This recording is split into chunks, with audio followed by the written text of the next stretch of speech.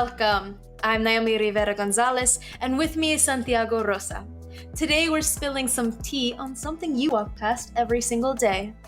Did you know the plant you just passed is actively fighting to make your life better? Absolutely, Naomi. Welcome back to the podcast. We're diving into a crucial question for Fairchild Challenge 3. What exactly do plants do for our urban communities? We're talking services that go way beyond just oxygen. We mean economic, social, and environmental services.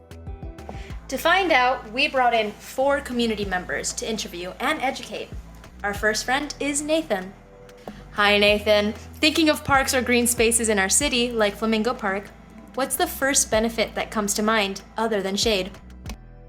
Honestly, I don't know much about the science, but I like the look of trees. Cities look pretty depressing without them. Seeing the trees on my way to school makes it feel much better.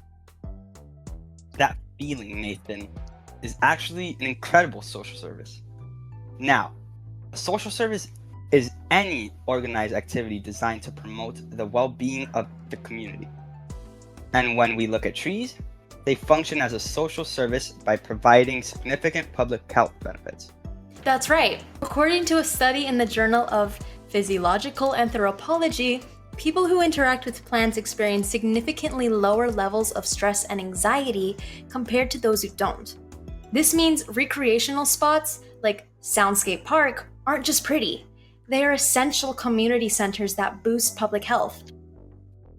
Wow, I didn't know about that mental health thing. So you're saying that those parks are bringing us closer just by being green? Exactly. Thanks for learning with us, Nathan. That brings us to environmental services. We often think of air quality, but what about temperature? Let's welcome Maria for this next question. Maria, what is a big danger in our urban environment that plants help us fight? Yes, well, I'm aware that trees make everything cooler, and I've also heard that heat waves are one of our world's most underestimated threats. That is absolutely correct. The Nature Conservancy states that heat waves kill more than 12,000 people every year globally. This is where plants step in as our city's lungs and air conditioners. To be specific, trees cool the air by casting shade and releasing water vapor. Plus, their leaves filter out harmful pollutants like fine particulate matter, which is one of the most dangerous forms of air pollution. They're managing our stormwater, reducing noise, and literally cleaning the air we breathe. Let's bring in our third friend, Annamelli. Annamelli, thinking historically, how do you think plants made our city better in the past? I would say they provided resources for sure, like wood for construction. I guess they also provided a habitat for animals, even in the past city environment. That's an amazing answer. Not only for wood, but plants provided non-food resources like fibers for clothing and paper, and even fuel for energy. They were vital for things like the delivery trade in the past, but these historical plant resources have evolved. That leads us to our final and maybe most surprising resource. Let's welcome Zylia for our last interview. Zylia, what is one non-food resource you use daily that you didn't realize comes from plants? I guess I use a lot of painkillers for headaches and wear cotton clothes, so I guess medicine and clothing fibers? You nailed it! Plants give us so much outside of food. We're talking medicines. Like the willow bark that gave us aspirin, and herbal remedies. We get fibers like cotton, linen, and jute for our clothing and ropes.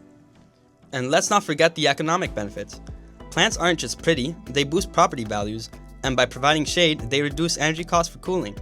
That's a direct economic win for every homeowner. Wow, so they're saving us money and helping our health at the same time. That's a huge benefit that I completely overlooked. So, to wrap up the Fairchild Podcast Challenge 3, remember this. For every potential negative effect, plants truly compensate with 10 more benefits for our communities. They are the ultimate multitaskers. We learned that urban plants provide social services through improved mental health and social interaction, environmental services by cleaning the air and reducing heat waves, and economic services by reducing energy costs and providing valuable non-food resources. The widespread need for this support is clear. As the National Institute of Mental Health notes, about 1 in 5 adults in the US experience some form of mental illness. We need to appreciate our green spaces as much as our buildings. Now that you know the story, look around. Support your local parks and gardens. These are vital to our health and our history.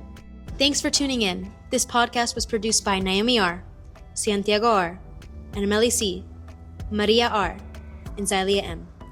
We are in 11th and 12th grade, and our teacher is Rosa Lemas at Miami Beach Senior High School. This has been the 2025 to 2026 Fairchild Challenges High School Challenge 3.